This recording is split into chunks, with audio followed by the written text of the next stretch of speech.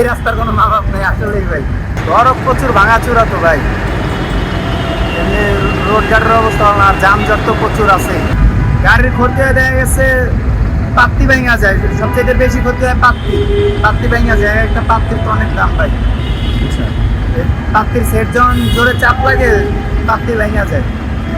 একটা পাত্তির দাম মনে হয় 3500, 4000, 5000 টাকা। দুর্ভোগ তো ভাই প্রচুর, দুর্ভোগের শেষ নাই।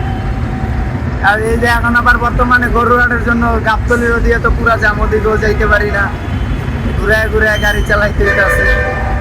আর এদিকে তো এই যে বিশেষ করে একটু রাস্তা তো আজকে অনেক দিন ধরে ভাঙা, এই রাস্তাটার তো কোনো ঠিক করার কোনো নাম নাই। যদি সমস্যা হয় আমাদের চাক্কা পাংচার হয়ে যায় ভাই, গাড়ি ভালো থাকে না।